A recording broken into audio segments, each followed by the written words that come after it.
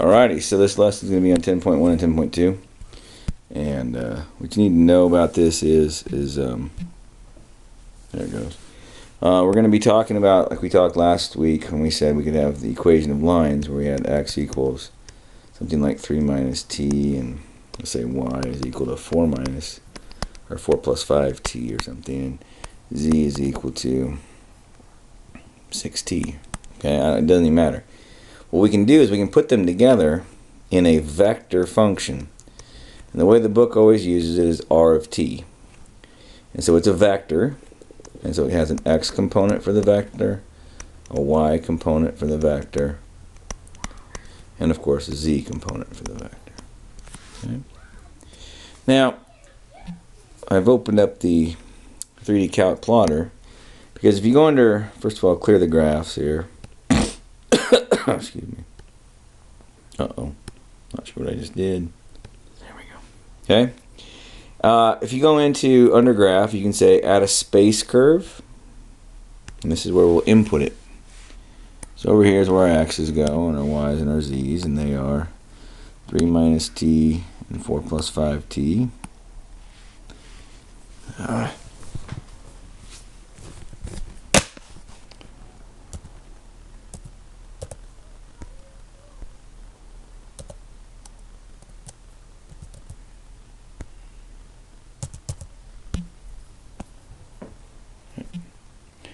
Okay. Now this is where you can change. Get rid of this. Make that a 0. And I'm just going to shorten this up, so I'm just going to let it go for like 2 seconds. So we're going to go from 0 seconds to 2 seconds. So you can change that whatever you want to do. Now I like to show orientation arrows. This tells me which direction I'm going on the curve. Now clearly this is just going to be a straight line, so it's not going to be very exciting. And then I'm going to hit trace right here and hit graph. Now the graph is this, the actual function is this line out here, this orange and yellowish line out here. I'll try to get to where I can see it.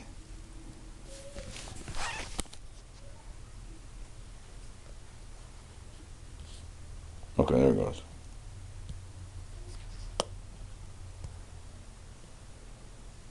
Okay, well, whatever. So this line out here, this orange and yellow and green line, is my vector. Now if you hit trace, what you can do is you can animate it right here, and it'll follow it. So as time equals t whatever is where we're at. Now you're like, well, what is this? What the heck's this blue thing? Well, as you know, this is a vector. The way we wrote it is a vector. Okay, so we wrote it as a vector. And so the vector that we're actually graphing is, so we're graphing this, we're graphing this line here, this orange and red and green line, and we're graphing it by plotting these little black points as it follows along it. But the vector that we're actually doing is the vector from the home, from the origin, if you will, up to this point in question. So for instance, when x is 0.14, or t rather is 0.14, r of 0.14 is 2.86, 4.7, and so forth. Okay. Anyway, these are called space curves, and we're going to look at several other examples of them. They needn't be always linear. For instance, you could have one that looked like this. Oops. I'm gonna make it. Yeah. Well, let's do t squared.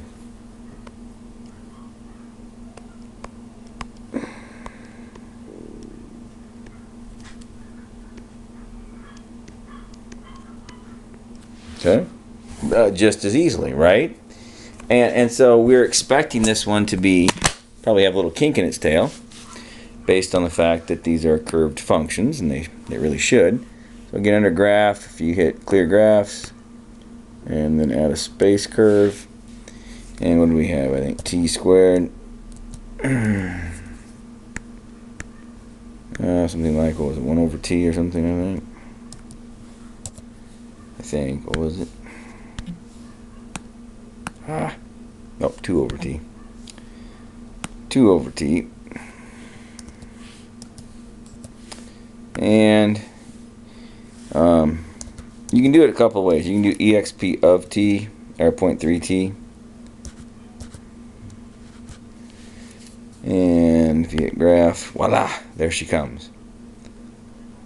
Okay, so it's pretty cool. Again, you can animate it, watch it trace along. You can grab this slider and drag it, or you can just let it do its thing.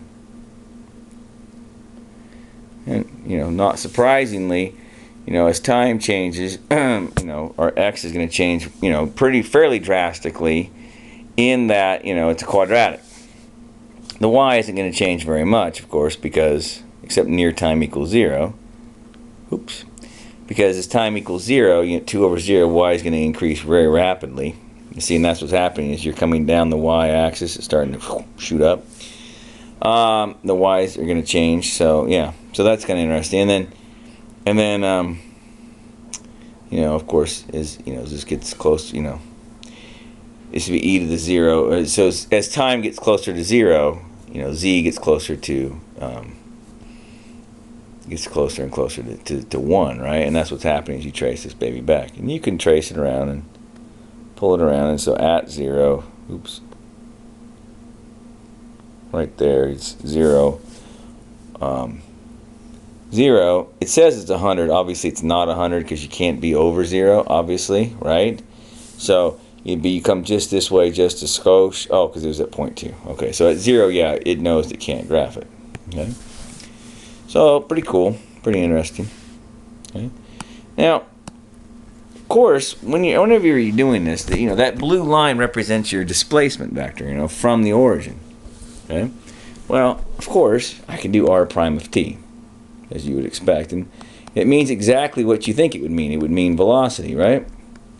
It would mean velocity in all 3 directions. So I'm going to use this bottom one because it's just more interesting than the top one. It's kind of boring. So this bottom one there would be 2t, of course. It would be negative 2 over t squared, I believe, and then 0.3 e to the 0.3 t.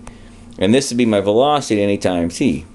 If I wanted my velocity at time equals 1, well, then I'd simply plug it in. And I'd be going 2 in the x direction. I'd be going negative 2 in the y direction. I'd be going point something in the z direction. I better break out a calculator. I can't do that in my head.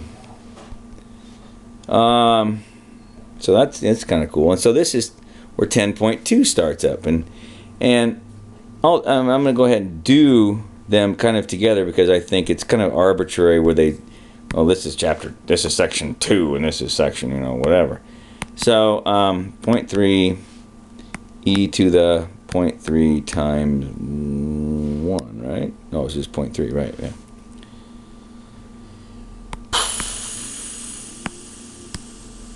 .404. Okay. Well, now that's interesting because if you look at that, that is a vector.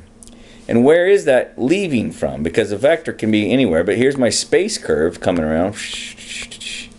And so let's say right here is where t is equal to 1. Okay. Well, remember, what do we call this? We take a derivative that's always coming off tangent, right? And so it's the idea of the tangential velocity. Of course, as soon as I move just a skosh, then the tangential points off this direction and then this, and so forth. And so what I want to do is I want to graph this. And I want to graph it along with my space curve so you can kind of fully understand this a little better. So I'm going to pull this over to 1. You can also just type a 1 into that thing right there. So you can choose any particular value of t that makes you happy. And so you'll notice that we are at 1, 2, and 1.35. So what I'm going to do is I'm going to make a vector, add a vector, and my vector is whatever I said it was on the previous page, 2, negative 2, 0.404. So 2,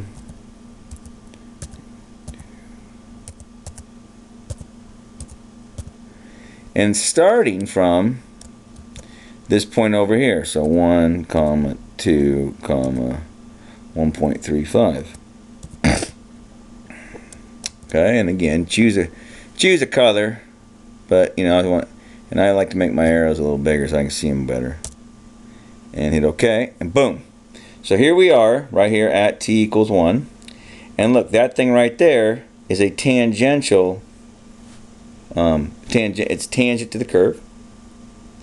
And it shows the direction of my velocity at that point. In other words, very similar if you're going around, the Earth is orbiting the sun, somebody switches gravity off today, we just take off, we just keep going on a tangent. Okay, it's that same idea. Well now, wait a minute, that begs the question, wait a minute, so how fast is this thing going? Well, I don't know. But that would be the absolute value. What am I thinking about? That would be the magnitude of this guy, right? And so, of course, you know, the magnitude, I'm just going to do it on a calculator because, well, feeling it. Oops, what are you doing, stupid?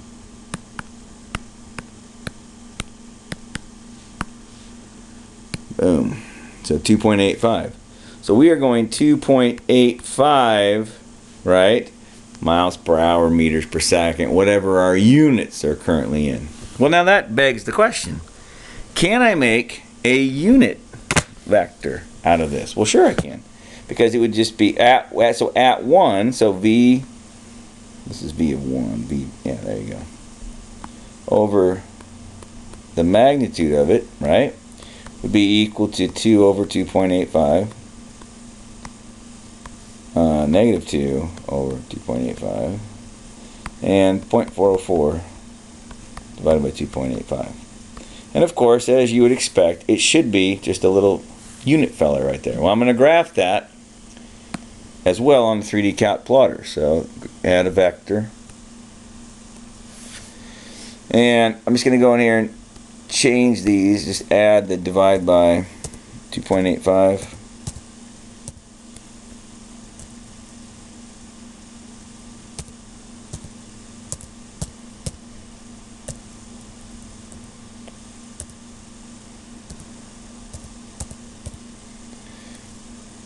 Change it to a different color so it stands out a little bit. And right there, that is a unit vector. Again, this one is 2.85 units long, so this is about 1/3 of it. Okay, and that's a pretty sweet deal. So we will be using both of those coming up later in this chapter, but again, it just comes from the same basic principle. I'm going to do a different one here. So suppose I have this guy. So R of t is equal to 3 cosine t 2 sine t t. Sure. Well, from this, of course, we'll go graph the space curve of it in a minute. But I want to take a look at, well, how can I do the derivatives on my calculator to speed this process up? And not just speed it up, to make it better, to be honest with you. So, yeah, I can.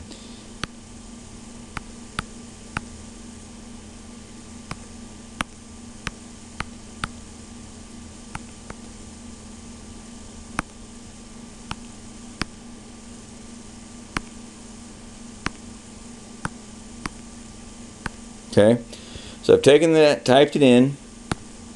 There it is. Now what I can do is hit F3, differentiate this guy with respect to t. And that is our prime of t right there. Now of course this one's not very hard to do. It's not like I even needed to do that, because clearly it's negative 3 sine t, 2 cosine t, and 1, right? And that's not a shock to me. And then of course, well, could I do it for a second derivative as well? Of course. There's our double prime, right? Which is exactly what you thought it would be, our prime. Our double prime, negative 3 cosine t, negative 2 sine t, 0, right? So we will use that coming up as well, but the process is the same. If you can take one derivative, you can take two derivatives, of course. So here is my first derivative right here. If you hit the such that bar, this vertical line right there, you say t equals 2, for instance. Oops, and then hit diamond enter. It will tell you what your actual value is of v prime at that point. Okay, And so that's kind of a neat way to do it because it's just a little quicker. Obviously, if this was at pi, it would be really simplify our lives, but it's not. So there's that. Well, let's go graph this thing. So clear all graphs. Oh shoot! No, I don't want to adjust the parameters. Stop it. There. So I'm going to add a space curve. Oh, space curve's already up over here. So 3 cosine t 2 sine t and t. Graph. Boom. There they go. Now, interesting. I only went out to 2 units. Watch me go out to 6.28 units. Oh, baby. Did you really do that, Jay? I did. Because look what it's doing. Looks like it's circling around. It does. Let's go faster. Let's go further. Let's go out to about, 13. Oh, baby. Look at that. If I turn it just right, why, it looks like a spring. It does look like a spring. Okay? Now, oops. Zoom the other way, Jay. Zoom, zoom, zoom. There it goes. Now, it looks a little funny because you're expecting a circle, but the reason it's not a circle is because these two aren't the same. If they matched, it would look like a circle. And it would be a circle, in fact.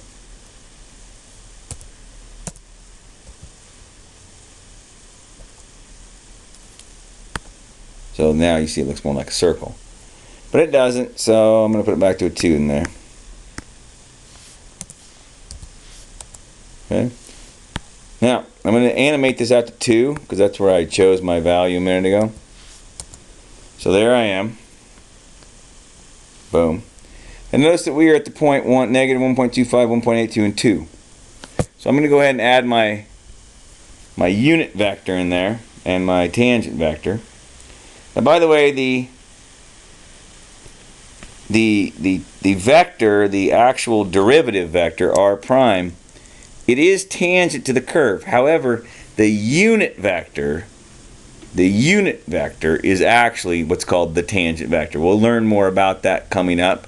I don't want to throw too much at you day whatever this is of the thing. This is like the first day we're really talking about this stuff. So I don't want to overblow it on you. Now, somewhere, if I can find the right freaking program, there we go. All right, so 2.7, negative 0.83.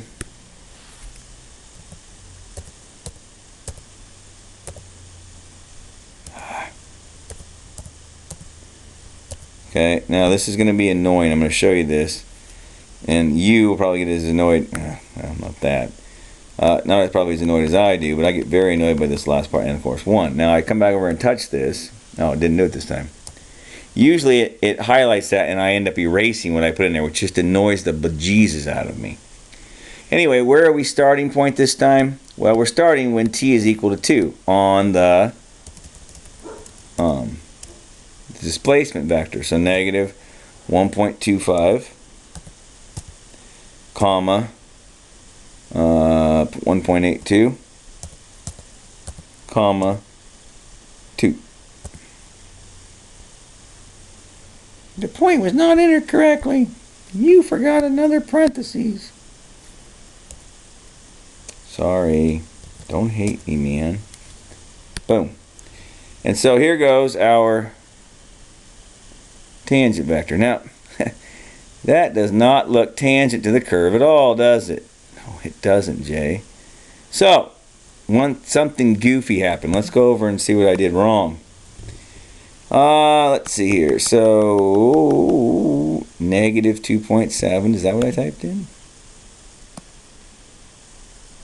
Oh.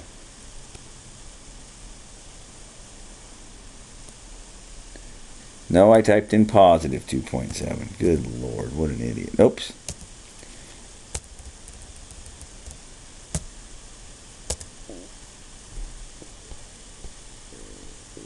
Oh, that's better. Again, this is not some stupid poetry class where I don't know if if I'm right. Hey, graph it. Is it tangent? Yay, you're right. Yay, or at least you're really close to being right. I mean, it may look tangent, it's not quite. But the last one was disgusting. It wasn't even close to being right. Okay, so, obviously I'd made a boo-boo somewhere. Okay? Now, if I want to find the length of this velocity vector, again, it's not very hard to do because we said r prime, I'm just going to get rid of that one for a minute, r prime of 2, we said was equal to negative 2.7, comma, what did I say? Negative 0.83 and 1, right? And so if I want to find the magnitude of that guy, obviously that's the dot product of this guy with itself. Okay? So I could either do 2.7, down here, 2.7 squared plus 0.83 squared plus 1, and then square rooted.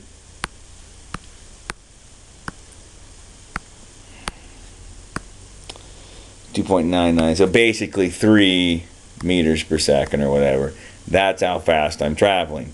And again, if I did r prime of 2 over its magnitude, which again is the speed, right?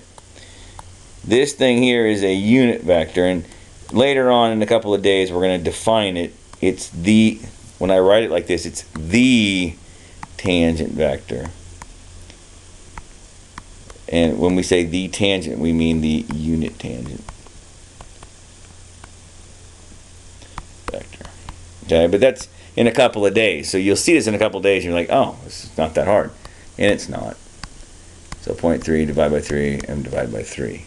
So clearly this is going to be 1/3 as long, because our length was just a minute ago was 3. So when we do the next one, it's going to be obviously 1/3 of that.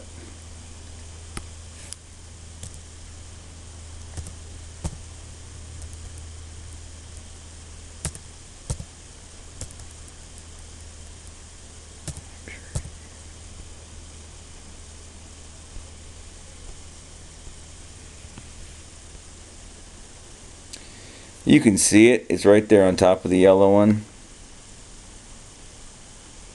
But I'm going to darken it up so you can see it. So what you can do is edit the vectors. It's this one. Just pick a different color from the graph.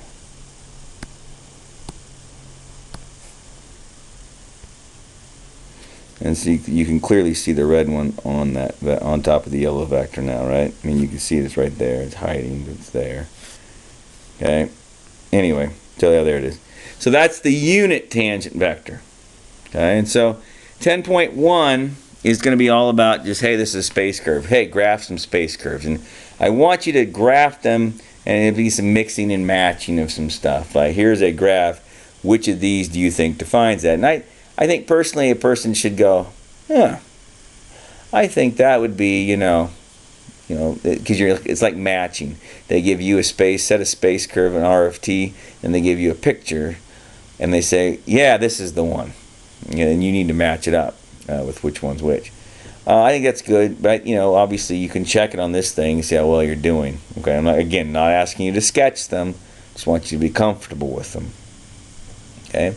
Now, one of our projects is going to revolve around the idea of space curves. Okay, and so one of the project ideas is you're going to collect some data with GPS. Okay, but let's just say you're driving around an on-ramp onto the highway or something. Whee! And let's say you're doing a constant 40. Let's just say you do a constant 45 miles per hour around it. You didn't slow down at all, right? Talk about some things on this thing. Well, some things that are going to come interested to me, obviously, is what is the? You're going to find the data, and you're going to generate your own space curve. You're going to find a tangent vector like so. You're going to find that little unit tangent vector. That's great. You're going to find your speed, which should match up with what you said you were doing at that time. We're going to talk about the radius of curvature in the next few days, right? There's a way to figure that out from the math as well. We can talk about the tangential acceleration and the centripetal acceleration. We will be doing all of those things throughout this course of this chapter. Some of you may say, well, I have some devices. Can I go like on the Oaks Amusement Park ride roller coaster? Or we're going We're going down to Great America and ride the roller coasters this weekend. Great. Collect some data from that too. GPS data is what I want because, again, this is why we spent some time on this last night. You're going to get some latitude and longitude. Okay. And, of course, elevation. We will treat this as our Z. And, of course, we will convert these fellers to X's and Y's, right? And from that, we're going to get an R of T, right? Well, we're going to get a bunch of X's and Y's. And we're going to be able to graph these as, X's as functions of time, and Y's are functions of time, and Z's are functions of time. And when we get there, we're going to have, well, I'll show you how to do some of this stuff in Excel. We're going to generate our own curve. So if this one looks like this, you're like, oh, geez, it's a quadratic. We'll figure that out. And this one's just linear, maybe, and maybe this one's also quadratic. Once we get that data, then we can write our R of T is equal to, and then whatever these functions came out to be, and then we're off to the races. But it's kind of fun because we can actually generate some real life data. These numbers are going to be weird because they're going to be in miles, or well, they're going to be in feet or whatever, and they're going to be a lot of feet or meters, because it's going to include the radius of the Earth. But think about this: you're going from here to here, maybe a distance of 6 meters, let's say, in a couple of seconds. That's great. This is a great big number like 190000000 whatever meters, and this one's 190. Don't count zeros. I'm just goofing around. 1, 2, 3, 4, 5, 6. 2, 3, 4, 5, and then a six on the end. So notice that I've changed the rate. The change was 6 meters in like 1 second. So it doesn't really matter how big the number is. I'm looking at the change in X. Okay, so you're going to see it actually works out really, really well, and it's a lot of fun. And so we'll see how that plays out this time. But we may also do this time, and I haven't done it before, but I'm going to monkey with it before I actually assign it to you, is that instead of just taking the elevation, we may take the elevation plus the radius of the Earth. So then my X, Y's, and Z's are all in the same size-wise, so then we can just then scale them all down easily later on. So we're going to monkey with that a little bit. It should be fine. Because these will be just god-awful numbers, so then you could just divide them all by like 10,000 or something to get down to a size that will actually show up nicely on the 3D calc plotter. But this is a pretty fun activity. But it takes into account, obviously, from latitude, longitude, you're going to have to convert that from spherical, basically, form to rectangular. And then you're going to be generating some data. From that data, you're going to be generating some curves, which then you're going to use to generate my R of T, and then I have to do everything else from there. So it's kind of fun. So these first 2 sections are pretty easy to do. Once you've seen one, you've seen them all pretty much. Please email with questions if you get stuck on one. But really, it's a matter of just practice. Watch what I did in the video. Practice with your 89 a little bit, taking derivatives. I think that's a big deal. We will be using the 89 quite a bit. If you don't, oh, by the way, if you don't have an 89, there is a program called WX Maxima that you can download. It's a free download. And it works pretty well for doing some of the calculator work that that we normally would have Excel do for, or not Excel, I mean the TI calculator do for us. It's a little finicky in that you must put a multiplication everywhere. You can't miss a parentheses or it'll hate on you too. So it literally has no idea what you're doing otherwise. And darn it, didn't mean to do that.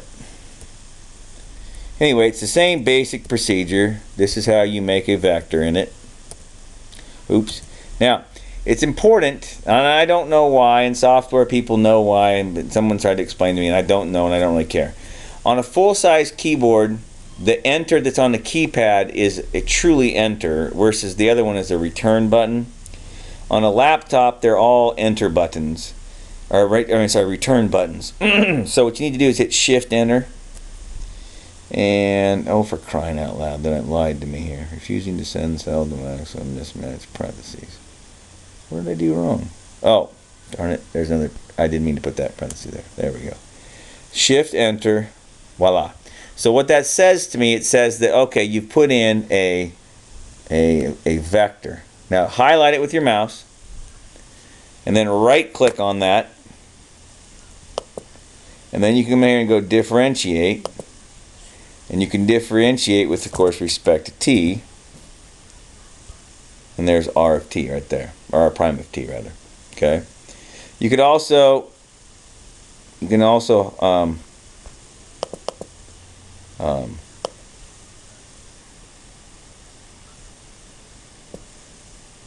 God darn it, come on.